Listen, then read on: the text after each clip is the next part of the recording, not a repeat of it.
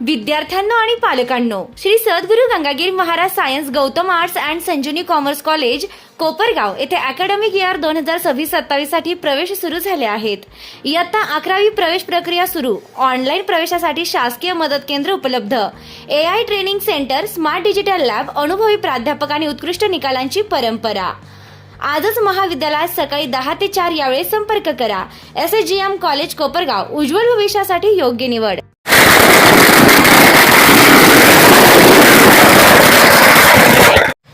कोपरगाव शहरातील आवाजवी घरपट्टी वाढ निर्णयांच्या निषेधार्थ राष्ट्रवादी काँग्रेस पक्षाच्या वतीने 2 दिवसांपासून करण्यात आलेल्या धरणे आंदोलनाला अखेर यश मिळाले. नगर परिषद प्रशासनानं येणाऱ्या सर्वसाधारण सभेपर्यंत वाढीव घरपट्टी वाटप प्रक्रिया स्थगित करण्याचा निर्णय घेतल्यानं आंदोलन स्थगित करण्यात आलंय. नागरिकांवर अन्यायकारक आर्थिक भार टाकणारी घरपट्टी वाढ मागे घ्यावी अशी मागणी आंदोलनकर्त्यांनी केली होती. या पार्श्वभूमीवर प्रशासनानं सर्वसाधारण सभेत घरपट्टी वाढीच्या प्रस्तावावर निर्णय होईपर्यंत वाढीव घरपट्टीची बिले वितरित केली जाणार नसल्याचं स्पष्ट केलंय. यावेळी उपमुख्याधिकारी मनोज कुमार पापडीवाल, कर विभागाचे श्री धुमाळ, राष्ट्रवादी काँग्रेसचे पदाधिकारी, आजी माजी नगरसेवक तसेच कार्यकर्ते उपस्थित होते. नागरिकांच्या हितासाठी आवाजवी घरपट्टी वाढ रद्द अथवा स्थगित करण्यासाठी राष्ट्रवादी काँग्रेसचे नगरसेवक सभागृहात ठाम भूमिका घेणार असल्याचे यावेळी सांगण्यात आले. प्रशासनानं वाढीव घरपट्टी वाटप प्रक्रिया स्थगित करण्याचा निर्णय जाहीर केल्यानंतर आंदोलनकर्त्यांमध्ये आनंदाचं वातावरण निर्माण झालं. आंदोलनाला यश आल्यानं राष्ट्रवादी काँग्रेस पक्षाच्या वतीने फटाके फोडून जल्लोष करण्यात आलाय. या निर्णयामुळे कोपरगाव शहरातील नागरिकांना मोठा दिलासा मिळाला असून घरपट्टी वाढीच्या प्रश्नावर आता सर्वसाधारण सभेतील निर्णयाकडे सर्वांचं लक्ष लागलं आहे. निर्भीड न्यूज, योगेश डोके, कोपरगाव. कोणत्या आधारे देणं, आधारे म्हणजे कुठल्या मीटिंग मध्ये याचा ठरवलं किंवा तुम्हाला कोणी असं सांगितलं का की हे आता तुम्ही नोटिसा द्यायला लागता, त्याच्या मागे अचानकपणे नोटिसा द्यायचं, त्याच्या मागे काही तुमचं वेगळ्या पद्धतीने काही कोणी सांगण्यात आलं का, त्याचा खुलासा करा. जसे टॅक्सेस आता चालू आहे तेवढेच टॅक्सेस राहू द्या, कारण सध्याची परिस्थिती, धंद्याची परिस्थिती, दुष्काळाची परिस्थिती आणि युद्धामुळे झालेली परिस्थिती, या सगळ्या गोष्टींचा विचार जर केला असते तर आता नागरिकांवर कोणताच बोजा टाकू नये असं आम्हाला वाटतं आणि ते करावंच लागेल नगरपालिकेला. त्याच्यानंतर दुसरे आमचे 2 विषय, त्याच्याविषयी तुम्ही अजून काही आम्हाला ते सांगितलं नाही. पाण्याचे जे पाणी चोरीला गेलेले त्याचा एक विषय, 2 महिन्याचं पाणी 1 महिन्यात संपलंय, त्याचं तुम्ही काही आम्हाला आता सांगितलं नाही. आणि धाप्यांचा जो विषय आहे त्याचंही तुम्ही क्लिअरिफिकेशन अजून काही दिलं नाही, तेही आम्हाला पाहिजे. 2.5 लाख रुपये 2,56,000 दिलेली पट्टी आणि मला मागच्या वर्षी 6,600 रुपये. कधी एवढीची 4,000 3,000 आणि याच्यामध्ये 82,000 स्क्वेअर फूट. किती करा 20 कोटी रुपये 82,000.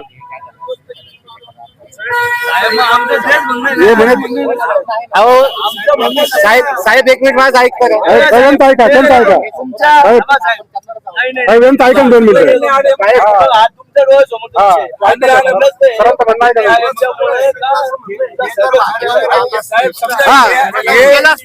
ही व्यक्ती हे जर घेऊन आले नाही तर पट्टी त्यांना मान्य आहे का? बाहेरगावी राहतात, हाच विषय आमचा म्हणतो. हे व्यक्ती आपल्याकडे घेऊन आले तर आपण जागेवर करू शकतो. नाही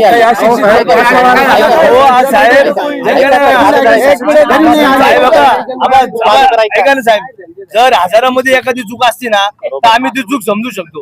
हजारामध्ये आम्हाला जगा नोटीस अशाच दिसू राहिल्या, 999 जगात चुकच दिसू राहिला म्हणजे याचा अर्थ सर्व चुकीचं आहे. काय म्हणजे प्रॉपर्टीची किंमत काढली 20 कोटी, 2 कोटीला घेऊन टाका तुम्ही. मुळात सांगतो काय चूक झाली असेल, ही चूक दिसते एवढी मोठी चूक याच्यामध्ये. आमचं तर म्हणणं आहे ना, कामाचं सगळे अधिकार तर बॉडीला आहे ना, बरोबर आहे की नाही? मग तुम्हाला बॉडीला निर्णय घेऊन द्या ना. आपण जीबीला घेतलं बरोबर आहे की नाही? मग तुम्ही जीबीला घेतल्यानंतर तुम्ही करा ना प्रोसिजर सगळ्या. जीबीला डिसिजन होतं ना, जीबीला ठरवू द्या का गोपरगावच्या नागरिकांकडून किती पैसे गोळा करायचे आपल्याला, करायचे का नाही करायचे का नाही करायचे. पण आता बॉडी पुढे नवीन ठराव अगोदर पण ठराव झालेला आहे. मी काय म्हणतो साहेब, आमचं म्हणणं काय तुम्ही जीबीला पहिले ठरवून द्या. एवढं दिवस प्रशासन होतं ना, तुम्ही त्या काळात नाही केलं ना. तुम्ही का पण नाही केलं प्रशासन? आता तुम्ही जनरल बोर्डचे आलेलं आहे ना, हाऊस आहे ना आता, मग त्या हाऊसला डिसिजन घेऊन जा ना तुम्ही.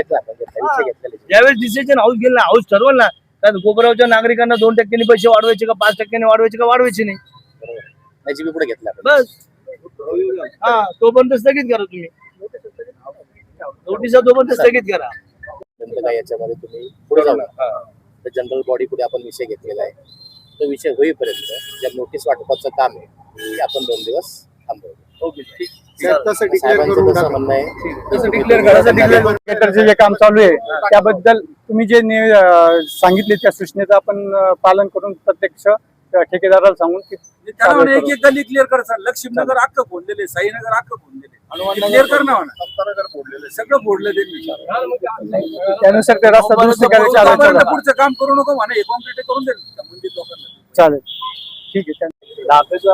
आज या ठिकाणी आम्ही राष्ट्रवादी काँग्रेस तर्फे आमदार आशुतोष दादा काळे यांच्या आदेशानुसार घरपट्टीवाढीचा जो विषय होता त्या संदर्भात त्या ठिकाणी धरणे आंदोलनासाठी कालपासून बसलो होतो.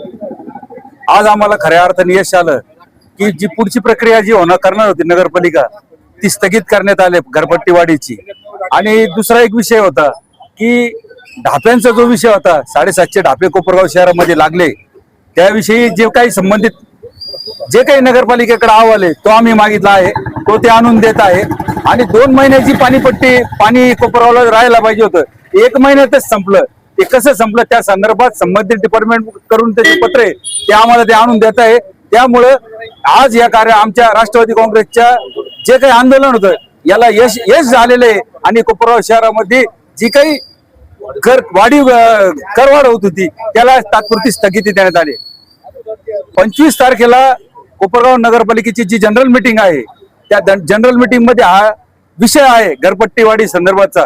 त्यासाठी आम्ही आमच्या पार्टीचे जेवढे नगरसेवक आहे ते कोपरगाव शहरातील नागरिकांचा विचार करतील आणि नागरिकांच्या हिताचा निर्णय घेतील, एवढंच तुम्हाला याविषयी सांगतो. आम्ही कोपरगाव शहराच्या नागरिकांसाठी मान्य या कोपरगाव तालुक्याचे लोकप्रिय आमदार आशुतोष दादा काळे यांच्या नेतृत्वाखाली आम्ही आज हा दुसरा दिवस होता आमच्या आंदोलनाचा. त्या ठिकाणी आता पापडेवाल साहेब नगरपालिकेचा स्टाफ त्या ठिकाणी आम्हाला भेटण्यासाठी आला आणि आम्हाला त्यांनी त्या ठिकाणी एक पत्र दिलं आणि त्यांनी या ठिकाणी ते कबूल केलं का ज्या नोटिसा आता ते वाटताय त्या नोटिसा त्यांनी आजपासून त्या ठिकाणी त्या स्थगित करणार आहे. आणि जो जनरल बोर्डचा विषय, जनरल बोर्ड मध्ये हा विषय आहे, जनरल बोर्ड मध्ये जो विषय जे ठरल त्यानुसार त्या पुढे ती कारवाई करण्यात येईल.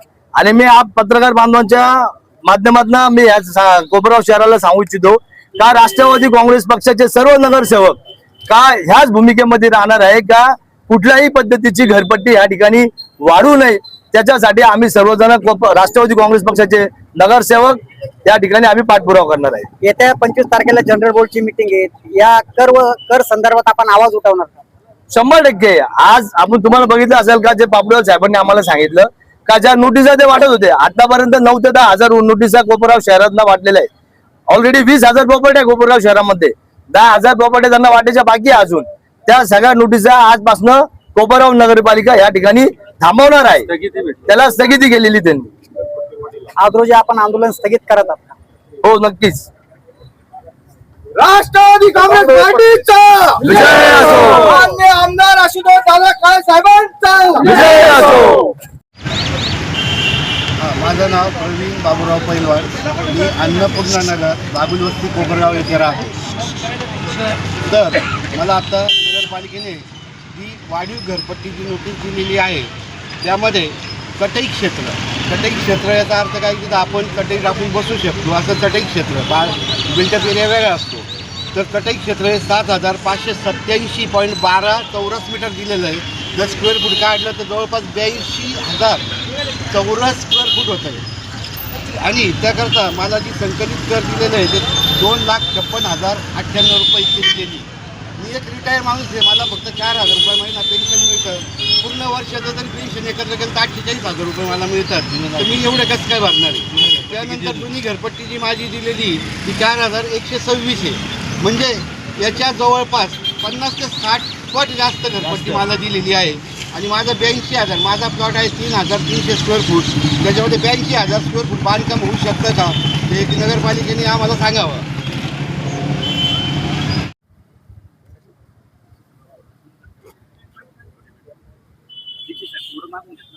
राष्ट्रवादी सर्वांना नमस्कार. राष्ट्रवादी काँग्रेस पार्टी कोपरगाव शहर यांच्या वतीने कोपरगाव नगरपालिकेची जी आता कर आकारणी सुरू आहे त्याच्या विरोधामध्ये धरणे आंदोलन 2 दिवसापासून सुरू आहे. सर्व मान्यवर जे इथं व्यासपीठावर उपस्थित आहेत त्यांना मी नगरपालिकेच्या वतीने एक निवेदन देण्यासाठी इथं आलेलो आहे. उपमुख्याधिकारी श्री पापडलाल साहेब देखील आहेत उपस्थित. तर थोडक्यात नगरपालिकेच्या वतीने जे काही निवेदन आहे ते मी थोडक्यात आपल्यासमोर सांगतो. हे जे आता कर आकारणी नगरपालिकेच्या वतीने सुरू आहे त्याची तरतूद ज्या अधिनियमाने नगरपालिकेचं कामकाज चालतं त्यातच केलेली आहे. दर 5 वर्षांनी हे कर टॅक्सचं रिव्हिजन करणं हे आपल्याला कायद्याने बंधनकारक केलेलं आहे. याच्याबाबत वरिष्ठ कार्यालय, जिल्हाधिकारी कार्यालय असेल, DME ऑफिस असेल, राज्य शासन असेल, हे वारंवार आपल्याकडून माहिती घेत असतं की आपण कर आकारणी का नाही केली, प्रोसेस कुठपर्यंत आलेली आहे आणि आपण कशा प्रकारे कर आकारणी करत आहात. तर याच अनुषंगाने आपण ही कर आकारणी 2026-27 मध्ये सुरू केलेली आहे. याच्यापूर्वी 2015-16 मध्ये शेवटची कर आकारणी झाली होती. सुमारे 12 वर्ष झाली नगरपालिकेच्या मार्फत कोणतेही टॅक्स रिव्हिजन आतापर्यंत झालेलं नाहीये. आणि 2015-16 जेव्हा टॅक्स रिव्हिजन झालं त्यावेळेस देखील 500 स्क्वेअर फूट पेक्षा कमी क्षेत्रफळ असलेल्या घरांना आपण कसलाच कर त्यावेळेस वाढवलेला नव्हता. त्या लोकांना रिलीफ मिळावा, कारण ते नागरिक थोडेसे त्यांची आर्थिक परिस्थिती देखील जरा चणचणीची असल्यामुळे 500 स्क्वेअर फूट पेक्षा कमी क्षेत्रफळ असलेल्या सगळ्या घरांना 2015-16 मध्ये देखील कोणत्याही प्रकारचा कर वाढवला नव्हता. अशी सुमारे 9,000 मालमत्तांना त्यावेळेस लाभ नगरपालिकेच्या कर आकारणीतून मिळाला होता. आता 2015-16 नंतर 20-21 मध्ये कर आकारणी करणं अपेक्षित होतं. याचा उद्देश एकच आहे की टॅक्सच्या रूपात महसूल उत्पन्न वाढेल, तो पैसा नगरपालिका फंडात येईल आणि तो भविष्यामध्ये नागरिकांच्या पायाभूत सुविधांसाठीच वापरला जाणार आहे. 20-21 मध्ये ही प्रोसेस सुरू केली होती, परंतु कोविडचा कालावधी होता. बाकी काही प्रशासकीय तांत्रिक अडचणीमुळे ते प्रक्रिया काही पार पडू शकली नाही आणि मग 25-26 मध्ये आपण ही प्रक्रिया पुन्हा सुरू केलेली आहे. आता जी प्रक्रिया सुरू केली ही प्रक्रिया पूर्ण भांडवली मूल्य पद्धतीवरती आपण करत आहोत. भांडवली मूल्य पद्धतीमध्ये सगळे दर जे आहेत ते शासनाने विहित केलेले असतात. रेडिडेक्टरच्या दरांचा आधार घेऊनच जे क्षेत्रफळ असेल, बांधकामचं वर्ष असेल, बांधकामचा प्रकार असेल, वापराचा प्रकार असेल, त्याच्यावरती आपण तो कर लावत असतो, त्यानुसारच लावलेला आहे. आता या प्रक्रियेत देखील काही चुका झाल्या असण्याची शक्यता आहे किंवा यांचं म्हणणं आहे की काही चुका आहेत, लोकांना वाढीव कर गेलाय, त्याच्या बाबतीत देखील सांगू इच्छितो. शासनाने सांगितलेलं आहे की कर निर्धारण प्रारूप यादी झाल्यानंतर 1 महिन्याची मुदत तुम्ही नागरिकांना दिली पाहिजे, जेणेकरून लोकांना जर काही आक्षेप असतील, हरकती असतील तर त्यांना तो 1 महिन्याचा कालावधी दिला गेला पाहिजे. आपण 6 जून ते 6 जुलै हा कालावधी त्यासाठी नागरिकांना ठेवलेला आहे. या कालावधीमध्ये जे विविध पद्धतीने आपल्याकडे अर्ज करणार आहेत त्या सर्व अर्जांचा विचार करून त्या प्रत्येक व्यक्तीला त्याच्या घरी भेट देऊन त्याचा कर खरंच चुकला असेल तर तो आपण दुरुस्त करणार आहोत आणि त्यानंतरच ते कर निर्धारण हे अंतिम केलं जाणार आहे. त्यामुळे त्याच्यामध्ये कोणत्याही नागरिकाचा अर्जाचा विचार होणार नाही अशी काही गोष्ट असणार नाहीये. आता साधारणतः 11,000च्या आसपास आपल्या नोटीस वाटपाचं काम शहरामध्ये झालेलं आहे आणि 160च्या आसपास नागरिकांनी आपल्याकडे कार्यालयामध्ये हरकती नोंदवल्या. त्या 160 हरकतींपैकी प्रत्येक व्यक्तीच्या घरी भेट देऊन त्याची काही शंका आहे ती दूर करण्याचं काम, त्याचं कर आकारणी अचूक करण्याचं काम आता आपल्या ऑफिसमध्ये सुरू आहे.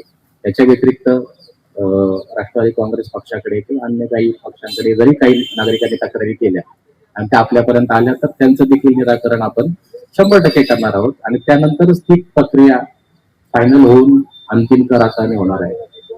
साधारणतः मागच्या 10 वर्षापासून कर आकारणी न झाल्यामुळं अंदाजे जवळपास 2.5 ते 3 कोटी रुपये इतका महसूल दरवर्षी हा नगरपालिकेचा बुडतोय, ज्याचा फायदा भविष्यात नागरिकांना होणार होता. मागच्या 5 वर्षात रिव्हिजन न झाल्यामुळे जवळ 10 ते 15 कोटी रुपये हे नको फंडात जमा व्हायला वेळ होते, परंतु ते झाले नाही. तर आमचं नगरपालिकेचं साहेब म्हणणं एवढंच आहे की हरकती ज्या काही असतील जेवढ्या असतील त्यांचं आपण निराकरण ऑफिसच्या वतीने आपण करणारच आहोत. सर्वांची 100% म्हणजे शंका दूर होईल आणि त्यांचा टॅक्स त्यांना अचूक लागेल याची खात्री केल्यानंतरच ही प्रक्रिया अंतिम होणार आहे आणि अंतिम टॅक्स लोकांना लागणार आहे. तर नगरपालिकेच्या वतीने विनंती आहे की सर्व हरकतींचा विचार आम्ही करणार आहोत आणि महसूल वाढण्याच्या दृष्टीने देखील ही गोष्ट खूप फायद्याची आहे. या सर्व बाबींचा विचार करून आपण जे हे धरणे आंदोलन सुरू केले, माझी विनंती आहे की आपण ते थांबवावं आणि आपल्याकडे ज्या काही हरकती आज उद्या आणि 6 जुलैपर्यंत ज्या काही प्राप्त होतील त्या आम्ही आमच्याकडे सादर कराव्यात. त्या सर्वांचं शंका निरसन करूनच हे टॅक्स रिव्हिजन आपण फायनल करणार आहोत. राष्ट्रवादी काँग्रेस यांनी जे धरणं आंदोलन केलं या संदर्भात आम्ही त्यांचं जे निवेदन आहे त्यांचं म्हणणं पूर्ण ऐकून घेतलंय. त्यानुसार घरपट्टी वाढीचा विषय हा जनरल बोर्डमध्ये घेतलेला आहे. जनरल बोर्डचा जो निर्णय होईल तोपर्यंत आम्ही नोटीस वाटप स्थगित ठेवतोय. 25 तारखेला जो निर्णय होईल त्याच्यानंतर ते वाटप सुरू होईल. त्याची जो निर्णय होईल त्याच्यानुसार कारवाई करण्यात येईल. डाप्यांच्या संदर्भात देखील माहिती मागितली ती जी आहे आम्ही प्रत्यक्ष जो HOD आहेत आमचे विभाग प्रमुख त्यांच्याकडनं अहवाल घेऊन त्यांना त्याची माहिती लवकरात लवकर उपलब्ध करून देऊ. कोपरगावची भन्नाट खाऊ गल्ली आता तुमच्या आवडीचे सर्व पदार्थ एकाच ठिकाणी. एकदम टेस्टी, एकदम फ्रेश. आता pizza, momos, ice cream, juice, pav bhaji, misal, cafe, dosa, dal baati, veg biryani, panipuri, Chinese सगळं एकाच ठिकाणी. टेस्ट एकदम जबरदस्त, क्वालिटी फुल ऑन आणि फॅमिलीसाठी बेस्ट व्यवस्था. आमचा पत्ता कॅनव्हास कॅफे, खाऊ गल्ली, निवारा कॉर्नर, कोपरगाव.